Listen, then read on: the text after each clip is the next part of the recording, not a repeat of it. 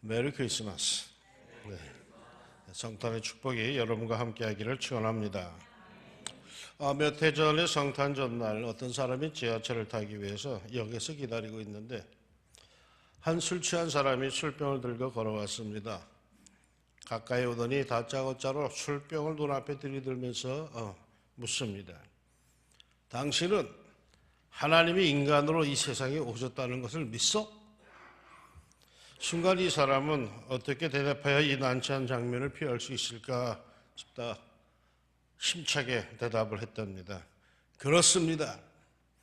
그러자 그 술 취한 사람은 가만히 이 사람을 쳐다보더니 이렇게 말하고는 그냥 가버렸습니다. 인간아, 네가 복되도다. 하나님이 인간의 몸으로 이 땅에 오심을 믿어 이곳에 모여 예배하는 여러분에게 복이 있습니다. 할렐루야. 요셉이 마리아와 약혼을 했습니다. 그런데 가만히 보니까 약혼녀 마리아가 임신을 하였습니다.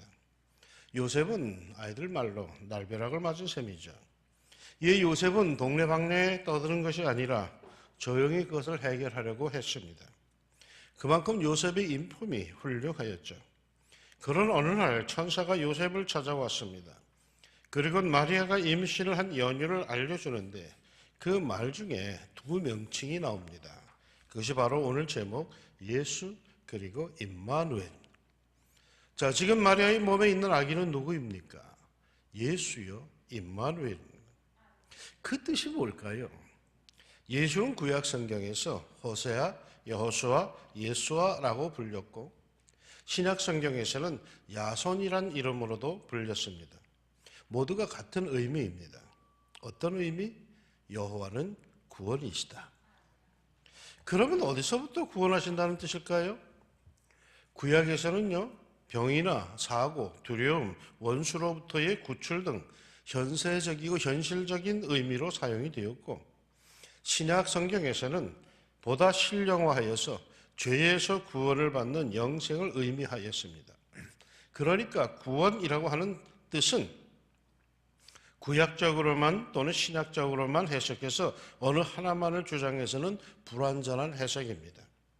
하나님께서 우리를 구원하신다는 의미는 죄에서의 구원뿐만 아니라 이 땅에서 우리가 살아갈 때 당하는 모든 고통과 두려움, 환난과 절망, 마지막엔 죽음까지 거기에서 모두 구원을 뜻합니다. 그러니까 내 삶의 고달픔, 내 삶의 고통, 오늘의 이 어려움, 이 부대낌, 여기서 나를 구원해 줄 이가 누구입니까? 예수님입니다. 나는 이런 사람들을 참 많이 만났습니다. 예수님이 아니었다면, 내가 예수를 믿지 않았다면 나는 죽어도 진작에 죽었습니다. 얼마나 삶이 힘들고 고달팠는지 예수 믿지 않았다면 그 고달픔 속에서 일찍 절망했을 것이란 뜻입니다. 몇 해 전에 제가 서울로의 성서신학원에 강의를 나가는데 어느 학기 마지막 강의를 마치고 나오는데 한 집사님이 문 밖에서 나를 기다립니다. 날씨가 매우 추웠는데 그 추위 속에서 나를 기다리고 서 있다가 날 보고는 대뜸 안수를 해달랍니다. 길거리에서. 순간 이게 무슨 뜻인가 싶어하는 나에게 잠깐 자기의 이야기를 하는데 금세 눈물 범벅입니다. 불신 가정에서 자랐고 결혼을 했고 예수를 믿게 되었고 아이 둘을 낳았는데 이러저러한 이유로 이혼을 당하였답니다. 먹고 살기 위해서 위탁 아이들을 돌보는 일을 하며 사는데 어느 날 원인을 알 수 없는 무기력증이 찾아들며 몸이 엄청 아프기 시작했답니다. 어린아이 둘이 있는데 자기가 일하지 않으면 굶을 수밖에 없답니다. 그러면서 자신은 예수를 믿지 않았다면 죽었을 것이라면서 한 학기 강의 내내 저 목사님께 안수를 받으며 살겠다 싶은 감동이 찾아들었지만은 용기가 없어서 말도 못 꺼내다가 마지막 강의가 끝났기에 용기를 냈답니다. 그 추운 날씨에 길에서 기도해 주었습니다. 바로 이런 사람을 위해서 예수님이 오시지 않았느냐고. 바로 이런 사람을 위해서 예수님은 그 좋은 하늘 보좌를 버리고 이곳까지 찾아오시지 않았느냐고. 바로 이런 사람을 구원하기 위해서 예수 이름으로 오시지 않았느냐고 간절히 기도해 주었습니다. 사랑하는 여러분, 다른 것은 몰라도요, 이거 하나만은 아주 분명하게 말씀드립니다. 무거운 짐을 나 홀로 지고 견디다 못해 쓰러질 때, 이럴 때 나를 불쌍히 여겨 도와줄 이가 누구입니까? 아시죠? 이럴 때 나를 긍휼히 여겨 구원해 줄 이가 누구입니까? 예수님. 이 예수님이 바로 이러한 나를 구원하기 위해서 이 세상에 오셨습니다. 할렐루야. 저는 성탄절만 되면 아주 묘한 느낌이 드는 이가 있습니다. 성탄절의 주인공은 누굽니까? 예수님이죠. 그런데 세상에서 누가 주인공인가? 산타이죠. 그래서 산타가 성탄절에 아주 판을 칩니다. 기쁘다 구주 오셨네가 아니라 며칠 전 신문을 보니까 기쁘다 산타 오셨네라고 하더라고요. 세계 도처에서 아무런 저항감 없이 산타가 구세주처럼 온 세상을 휘젓고 다닙니다. 이 산타는 술집에도 놀이터에도 심지어 교회에도 그야말로 무소부재 없는 것 없이 온 세상 어디에나 성탄절에 등장해서 돌아다닙니다. 뭐 괜찮습니다. 세상에서야 없는 것보다 낫죠. 그런데 산타는 누구에게 선물을 줍니까? 착한 아이, 말 잘 듣는 아이, 웃는 아이, 좋은 아이, 우는 아이에겐 안 준답니다. 싸움 잘하는 아이에겐 안 준답니다. 못난 아이에겐 안 준답니다. 산타는 잘난 이에게만 가까이 갑니다. 사실 비교의 대상도 못 되지만 의미론적으로 볼 때에 예수님은 못난 이에게 가까이 가는데 산타는 잘난 이에게만 찾아갑니다. 예수님은 삶이 버거운 사람들에게 먼저 달려갑니다. 혼자 살기 힘들어하는 사람을 찾아갔습니다. 혼자 고통을 당하는 사람, 혼자 아파하는 사람, 어쩔 줄을 몰라하는 사람에게 예수님은 찾아갔습니다. 그리고 그들을 그 아픔, 그 고통에서 건져주십니다. 그러기에 그분의 이름이 예수 구원자이십니다. 이름대로 사는 거 아닙니까? 그러면 임마누엘은 뭡니까? 이건 함께라는 뜻입니다. 마누, 이건 마누라가 아니라 우리와 라는 뜻이랍니다. 그리고 이건 하나님이라는 뜻입니다. 하나님이 우리와 함께 하신다는 의미입니다. 이사야서 7장에서 유래하고 있습니다. 그런데 이 단어가 왜 여기에 나올까요? 임마누엘이 왜 예수란 이름이 주어지는 자리에 등장하는가 말입니다. 많은 경우에 오늘 본문으로 설교를 할 때도 예수면 예수지 임마누엘까지 함께 동시에 설교되어지지는 않습니다. 아니면 임마누엘이면 임마누엘이지 같이 예수가 언급되지는 않습니다. 언제나 이 두 단어는 따로따로 설교되어지고 이해되어지곤 합니다. 그런데 왜 같은 장소에 같은 장에 나오는 걸까요? 예수와 임마누엘은 무슨 관계가 있습니까? 하나님께서 우리를 구원하십니다. 그게 예수입니다. 그런데 어떻게 구원하십니까? 그게 임마누엘입니다. 하나님이 나와 함께 하시며 나를 구원하십니다. 이것이 구약 성경에는 매우 자주 뚜렷이 나옵니다. 모세의 후계자 여호수아 큰 불안에 빠졌습니다. 지도자가 되긴 했지만 이 큰 민족을, 이 투덜대기 잘하는 이 민족을 어떻게 이끌 것인가? 자기가 과연 이 사명을 감당할 수 있을 것인가? 염려와 불안, 두려움에 빠졌습니다. 그 사실을 알고 하나님께서 찾아오셔서 그 불안함 속에서 구원하여 주시는데 이렇게 말씀하십니다. 내 평생에 너를 능히 대적할 자가 없으리니 내가 모세와 함께 있었던 것 같이 너와 함께 있을 것임이니라. 내가 너를 떠나지 아니하며 버리지 아니하리니. 내가 네게 명령한 것이 아니냐. 강하고 담대하라. 두려워하지 말며 놀라지 말라. 네가 어디로 가든지 네 하나님 여호와가 너와 함께 하느니라. 무엇으로 구원하시겠다? 내가 너와 함께 함으로. 이 사실을 이미 잘 알고 있던 그의 선배 모세는 출애굽기 33장에서 범죄한 이스라엘 백성들에게 삐치신 하나님께서 나는 너희들과 더 이상 같이 가지 않겠다. 가다가 너희가 또 범죄하면 내가 너희들 참지 못하고 다 죽일 거 겁난다 하면서 하나님이 동행하기를 거절하십니다. 대신에 다른 천사들을 보호자로 수호천사로 붙여줄 테니까 문제는 없을 거다. 그러니까 니들끼리 가라 라고 하자 모세가 이렇게 말합니다. 모세가 여호와께 아뢰되 주께서 친히 가지 아니하시려거든 우리를 이곳에서 올려보내지 마옵소서. 안 가겠다라는 뜻입니다. 하나님이 함께 하시지 않으면 가나안보다 더 좋은 곳이라 할지라도 가지 않겠다라는 것입니다. 모세보다 한참 선배인 요셉, 그의 인생이 곤두박질 칠 때마다 등장하는 문장이 있습니다. 여호와가 그와 함께하매. 어려움에 빠져들 때마다 하나님은 요셉과 함께 하셨다고 성경이 말합니다. 무슨 뜻일까요?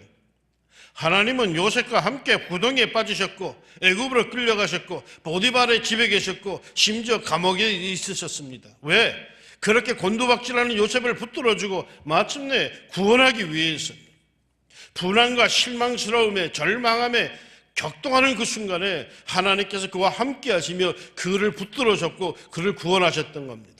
그 심란한 마음에 평안을 주셨고 그 마음에 찬송을 주셨고 그 마음에 기다릴 수 있는 여유를 주셨습니다. 그래서 마침내 요셉은 정상에 오르게 되죠. 구약 성경에는 수도 없이 그들의 공경하면서 건져주심을 표현할 때마다 임마누엘 함께 하신다고 증언합니다. 내가 너와 함께 하리라. 내가 너와 함께 하리라. 하나님은 나와 함께 하십니다. 그러면서 나를 구원하십니다. 아무리 저 높은 데서 말이죠. 내가 너를 사랑한다 사랑한다 골백번 외쳐도 친히 이곳에 내려와 내 곁에 서 계시고 함께 하시는 사랑이 그게 참 사랑이요. 사랑의 하나님이십니다.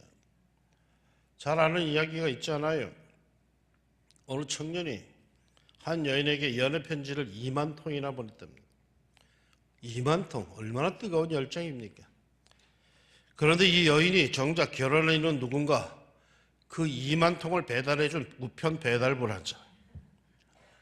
함께하는 사람이 나를 구원해 주죠. 함께하는 이가 정말 나를 사랑하는 이죠.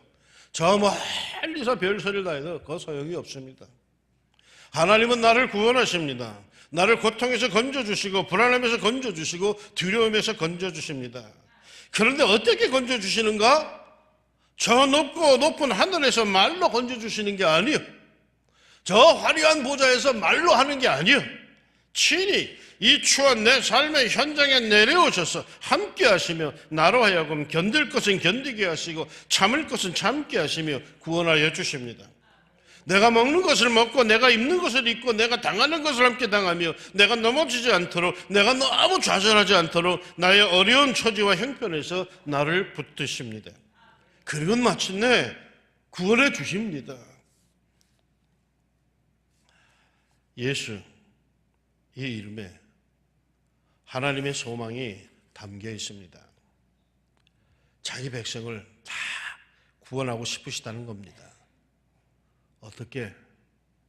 임마누엘, 함께 해주심으로 그걸 이루시겠다는 것입니다. 하나님은 나와 함께 하십니다. 하나님이 함께 해주시지 않는 이는 구원받지 못한 사람입니다. 하나님은 십자가 위에서조차 함께 하셨습니다. 구경만 하신 게 아닙니다. 고통 속에 함께 하십니다. 하나님이 함께 하십니다. 이 사실을 아는 자들의 삶에 전율이 일어납니다. 언제나 혼자요. 이 어려움과 고통도 혼자 당하고 있다고, 아무도 나를 모른다고, 그래서 그 사실이 더 서글프고 화난다는 이가 있었습니다. 그런데 어느 날 말씀 묵상 중에 하나님이 자신과 함께 하심을, 자기가 고통 속에 몸부림칠 때 함께 몸부림치시는 하나님을 느끼면서 그의 삶에 혁명이 일어났습니다. 하나님이 함께 하시니 내가 못할 일이 뭔가? 거룩한 하나님이 함께 하시는데 내가 내 멋대로 살아서야 되겠는가? 내가 가는 곳이 하나님이 가시는 곳인데 내가 추한 곳에 가 있을 수야 있겠는가? 자신의 삶에 큰 깨달음과 변화의 힘이 찾아들었습니다. 사랑하는 여러분, 성탄의 축복, 이것은 하나님께서 우리에게 한 아기를 주셨는데 왜 주셨는가 하면 그 이름에 그 비밀이 담겨 있습니다. 예수, 구원하심. 무엇에서 구원하신다? 우리들의 삶의 모든 고통과 두려움과 아픔과 고달픔에서 죽음의 두려움에서 우리를 구원하여 주십니다. 죄책감과 죄의식에서 구원하여 주십니다. 더 이상 거기에 사로잡혀 불안하게 살지 말기를 원하십니다. 예수님이 구원하여 주심을 믿습니다. 그 믿음에 구원받음의 희열, 기쁨이 찾아듭니다. 그런데 어떤 방법으로 구원하신다? 임마누엘, 함께 하십니다. 하나님은 고통당하는 나와 함께 하십니다. 나에게 힘을 더하여 주십니다. 내 곁에서 힘을 내라고 붙들어 주십니다. 하나님이 함께 해주신다는 것만으로도 행복합니다. 어느 교회에 청년 둘이 결혼을 했습니다. 신혼여행을 다녀온 다음 날부터 목사님은 밤마다 전화에 시달려야 했습니다. 이 자매가 신부가 얼마나 겁이 많은지 밤이 되면 혼자 집에 있는 것을 견디지 못합니다. 그래서 무서움에 어쩔 줄 몰라다가 결국은 목사님께 전화를 걸곤 했습니다. 그렇게 한밤중에 전화벨 소리에 목사님은 1년 가까이 시달리셨는데 곤욕이었습니다. 목사님 눈이 퀭했답니다. 줄에 서준 죄로 그 시달림을 1년 내내 당했대죠. 그러다가 이 신혼집에 드디어 아기가 태어났는데 신기한 것은 그 뒤로 목사님 댁에 전화가 오지 않습니다. 하루가 멀다 하고 밤이 되면은 무섭다고 전화가 오댔는데 이제는 도리어 목사님이 걱정에 대해서 잠이 오지 않습니다. 그래서 이번에는 목사님께서 전화를 하셔서 야 무섭지 않냐? 라고 물었답니다. 그랬더니 그 신부가 아이가 태어난 후론 아이와 함께 있어서 무섭지 않아요. 그럽니다. 정말 신기한 일 아닙니까? 생각해 보세요. 만약 무슨 일이 있어서 강도가 들었다고 생각해 봅시다. 그 갓난아이가 무슨 도움이 되겠습니까? 강도의 공격을 막아줄 수 있습니까? 엄마를 보호할 수 있습니까? 그 아기가. 오히려 혼자 있는 것보다 아이가 있으면 몸을 피하기도 더 어려울 것입니다. 객관적으로 보면 불리한 상황인데도 오히려 든든해합니다. 이것이 함께하는 힘입니다. 온 세상 다 필요 없어요. 사랑하는 사람 한 사람만 함께하면 온 세상을 이기고도 남아요. 모든 걸 다 움켜줘야 성공하는 거 아니에요. 나를 이해하는 사람 한 사람만 곁에 있어주면 나는 성공하는 거예요. 하나님이 나를 구원하신다는데 함께 하심으로 나를 구원하십니다. 이 사실만 제대로 깨닫는다면, 제대로 느낀다면 그에게 두려운 일이 뭐가 있겠습니까? 이 함께하는 하나님을 얼마나 느끼고 믿느냐가 여러분의 믿음의 분량이요 축복의 분량입니다. 너희를 구원하고 세상 끝날까지 함께하리라는 말씀에 대한 신뢰 정도가 여러분이 축복을 받을 만한 분량입니다. 100% 신뢰하면 100% 복을 받습니다. 마음 든든합니다. 50% 신뢰하면 이랬다 저랬다 합니다. 20% 신뢰한다면 늘 의심스럽습니다. 걱정이 꼬리를 뭅니다. 하나님이 우리와 함께하기 위해서 아기 예수로 이 세상에 오셨습니다. 100% 신뢰, 아멘 하여서 100% 성탄의 축복을 받읍시다. 예수와 임마누엘, 따로따로 별개의 명칭들 아닙니다. 이 명칭은 하나입니다. 자기 백성을 구원하실 때 함께하심으로 구원하십니다. 예수와 임마누엘, 결코 산타와 메리가 아닙니다. 예수와 임마누엘입니다. 구원해 주심 나와 함께 하심으로 그분은 내가 부족하다고 해서, 내가 추하다고 해서, 내가 함량비달이라고 해서 나를 버리지 않습니다. 나를 떠나지 않습니다. 내 안에서, 그 더럽고 추한 내 안에서 비록 그 추함에 고통스러우시겠지만은 그래도 여전히 나를 떠나지 아니하시고 나를 붙드십니다. 그분이 태어나신 성탄절입니다.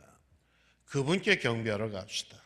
나를 위해 이 땅에 오신 분, 이 부족하고 부족한 일을 위해서 태어나신 분, 나를 구원하기 위해서 그것도 나와 영원토록 함께 하시며 붙드시기 위해서 오신 분, 그 아기 하나님 임마누엘이신 예수님을 찾아가 뵙시다. 예수와 임마누엘에 담긴 성탄의 축복이 여러분에게 가득하기를 우리 예수님의 이름으로 축원합니다. 기도합시다. 성탄의 기쁨이 온 세상에 가득한데 많은 사람들은 그것이 왜 기쁜지도 잘 모르면서 덩달아 그냥 다닙니다. 그런데 성경이 오리지널이 우리에게 일러주기를 아기를 낳을 것이다, 아들을 낳을 것이다, 그 이름을 예수로 해라. 왜?